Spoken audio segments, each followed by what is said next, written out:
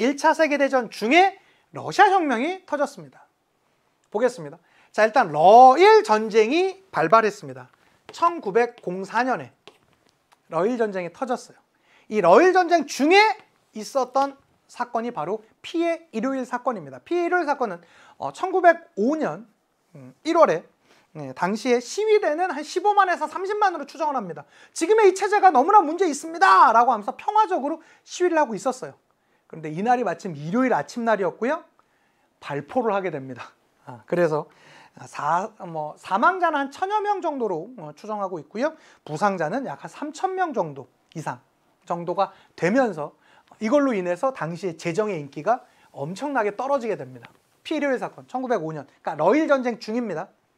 그러니까 사람들이 힘드니까 정치적 좀 이렇게 좀 전쟁도 좀 그만하고 이제 좀 우리한테 정치적 자유도 좀 주고 이렇게 좀 합시다라고 이렇게 하는 걸 피해 일요일 사건으로 무마하다 보니까 당시에 완전히 민심이 완전 떨어진 거예요. 그래서 어떻게 해요? 알았어. 이제 나도 정치 개혁 요구를 무력 지급했지? 알았어. 나 어느 정도 나도 개혁할게.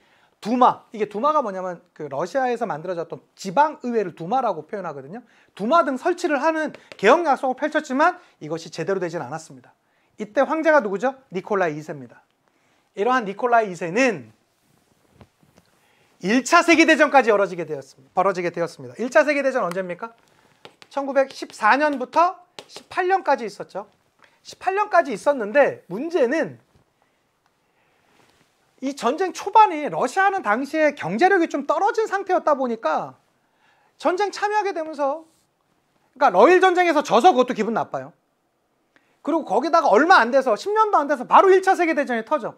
생필품은 부족했고 물가는 폭등했어요. 그러니까 사람들이 먹고 살기 너무나 힘들어진 것이죠. 그래서 1917년 3월혁명, 요 3월혁명이라고도 하고요. 이 혁명을 2월혁명이라고도 표현합니다. 선생님 그거 왜 그런 게 어디 있습니까? 이거 교과서가 둘 다 병기가 돼 있어요. 왜 그러냐면 우리가 쓰고 있는 날짜 카운트로는 3월혁명인데 러시아력으로는 2월이래. 근데 이건 러시아 혁명을 얘기하는 거니까 2월혁명으로 표현해야 되지 않냐고 러시아 학자들이 주장하셨대요. 그러다 보니까 이것을 같이 병기해요. 선생님 그럼 뭐 프랑스의 2월혁명은 그냥 프랑스 2월혁명 1848년도에 2월혁명이고 러시아의 2월혁명은 러시아의 3월혁명을 얘기하는 겁니다. 이거 둘 다 같은 말이에요. 아셔야 돼요. 이건 노동자 병사들이 중심이 되어서 소비에트를 결성했습니다. 그렇게 되면서 이때 왕조가 붕괴돼요. 그러니까 러시아의 왕조 차르 체제가 붕괴되면서 니콜라이 2세가 퇴위됩니다. 요 과정에서 나오는 게 여러분 그 미드 중에 마지막 차르라는 미드가 있습니다. 5편짜리 미드인데요. 생각보다 되게 재밌어요. 딱 여기 상황 그린 거예요. 여기 상황 그린 거예요. 요때 이제 막 니콜라이 2세가 딸만 낳다가 마지막 아들을 낳는데 그 아들이 또 그 혈우병에 걸려요. 그렇게 되면서 라스푸틴이라는 또 정말로 시대의 괴승이 등장해가지고 막 러시아가 막 엄청나게 개판으로 돌아가게 되는 거거든요. 그 상황을 한번 보시면 좋을 겁니다. 어쨌든 왕조가 붕괴되었던 것이 바로 3월혁명 내지는 2월혁명이에요. 그리고 임시정부가 등장합니다. 이게 케렌스키 임시정부라고 하거든요. 근데 이 임시정부가 실수했던 것이 있어. 당시에 이런 노동자 병사들이 원했던 건 뭘까요? 전쟁 좀 제발 그만하자인데 전쟁이 1917년이잖아요. 18년이 끝난다며요. 거의 끝나가고 있는 상태였었어. 그러니까 조금만 더 해볼까 하면서 약간 전쟁 중지의 미온적인 태도를 보입니다. 전쟁을 계속 이거 계속 하고 있네? 뭐 이런 느낌이었어요. 지속 중인데 이때 스위스의 망명 중이었었던 바로 이 레닌이 들어오게 되었습니다. 이 레닌이 들어오는 것도 되게 드라마틱해요. 레닌은 당시에 국가에서 거의 추방당하다시피 해서 해외로 떠돌면서 망명 생활을 하고 있었는데요. 사회주의 혁명가로 워낙에 유명한 인물이었죠. 이 사진 여러분 대단하지 않습니까? 이 민중들 향해서 얘기하고 있는데 사진인데 뭔가 얘기가 들리는 것 같은 느낌이 들지 않으세요?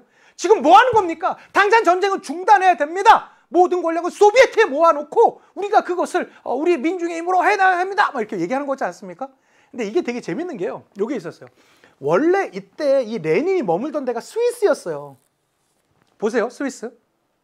근데 이때 상트페테르부르크로 가게 되거든요. 어떻게 가? 다 독일이 맡고 있는데. 그래서 이때 독일이 안을 낸대요. 야, 이거 우리가 지금 양쪽에서 싸우니까 너무 힘든데 라인 하나를 줄일 수 있는 방법이 하나가 있다. 누구냐? 이때 지금 러시아가 막 안에서는 지금 뭐 난리 났다더라. 그러니까 이때 이 민중혁명과 누구?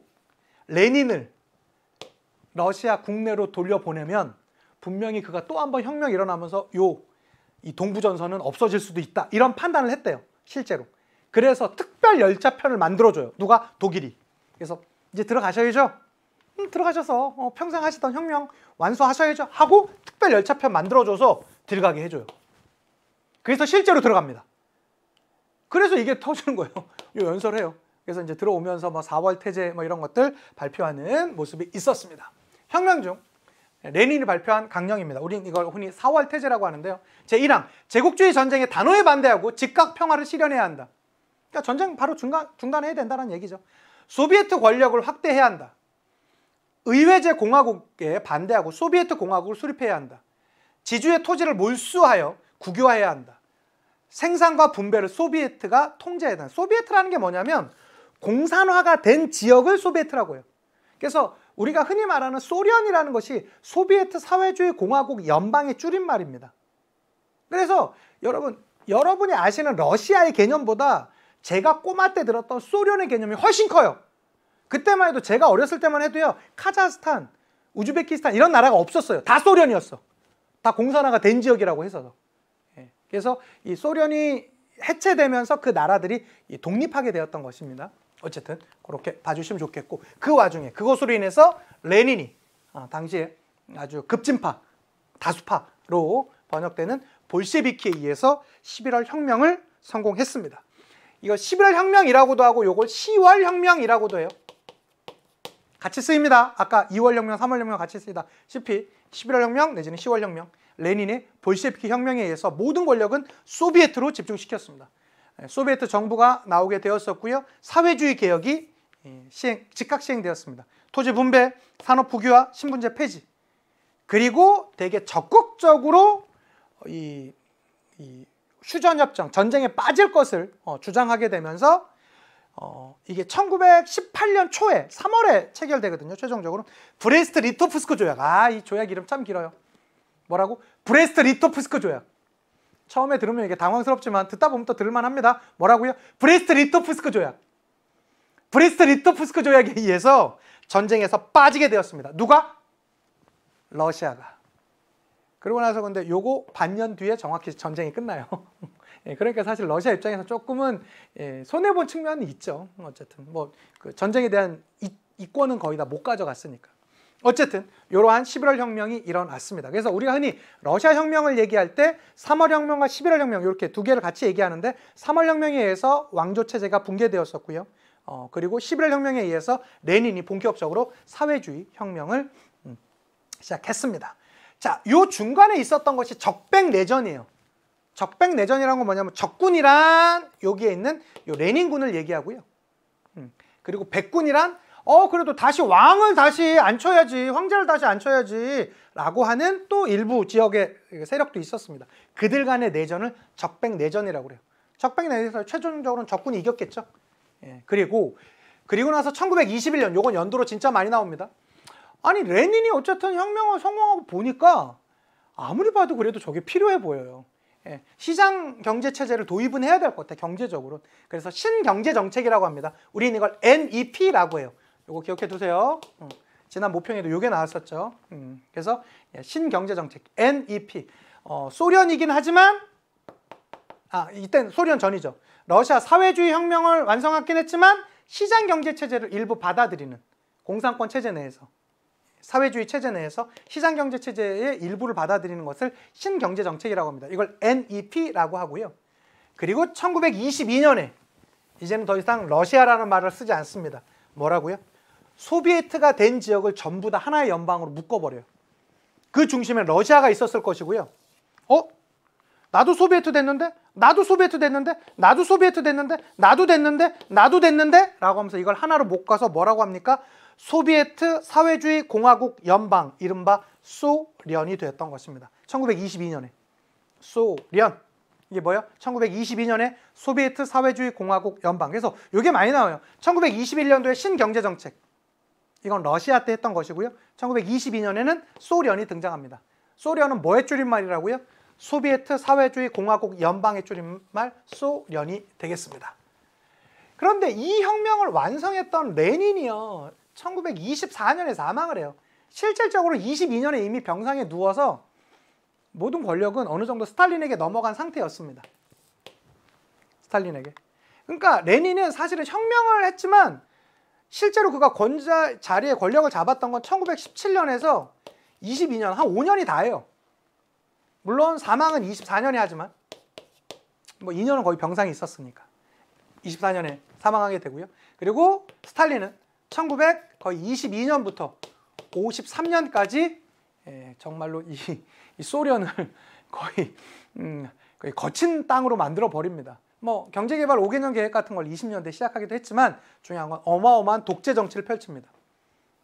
그래서 숙청, 반대파에 대한 대규모 숙청, 그리고 공포 정치 같은, 뭐 자기한테 조금이라도 비판하면 그냥 다 처단하고 처벌하는 그러한 모습이 있었죠. 그리고 여기 나온 김에 그 이후에 여기 레닌이 초기에 권력이 있었죠? 같이 써드릴게요. 말씀드리면 일단은 그 소련의 역대 지도자를 한번 간단하게만 한번 정리해드리면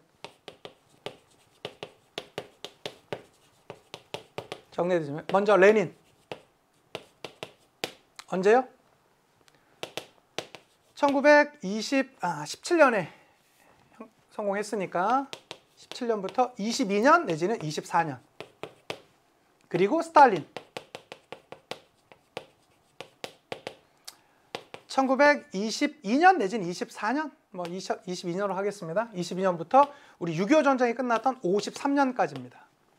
그리고 53년부터는 우리가 이제 다다음 시간에 되면 이제 냉전 체제 배울 때 후르쇼프 배울 거거든요. 후르쇼프. 우리가 후르쇼프는 1953년에서 64년까지 갑니다. 쿠바 미사일 위기 했을 때 그 사람이에요. 그리고 요거는 교과서에도 많이 안 나오는 인물인데 브레즈네프라는 인물이 있습니다. 그러니까 체코 프라하의 봄을 강제적으로 진압했던 인물이 바로 이 브레즈네프라는 인물입니다. 1964년부터 82년까지 꽤 길게 한때 통치를 했었죠. 아주 철권 통치를 했었어요. 82년부터는 뭐 몇몇 인물들이 있다가 85년에 등장했던 사람이 그 유명한 고르바초프입니다. 고르바초프. 1985년부터 소련이 붕괴됐던 91년까지입니다. 이 인물 정도만 기억해 두셔도 충분히 우리가 앞으로 인물 나올 때 정리할 수 있을 것 같아요. 일단 레닌 오늘 배웠고요. 스탈린, 공포정치. 그러면 후르쇼프, 우리 냉전에 이 격화했던 쿠바 미사일 위기 당시 인물입니다. 브레즈네프 같은 인물은 그 프라하의 봄 이런 게 있었고, 우리가 뭐 작년에 그 서울의 봄 같은 영화가 너무 유행하지 않았습니까? 그래서 그것도 한 번쯤 나올 수도 있지 않을까라는 생각을 가져봤고, 고르바초프는 최근에 너무 많이 나왔습니다. 시험 문제 기억해 두시면 좋겠습니다.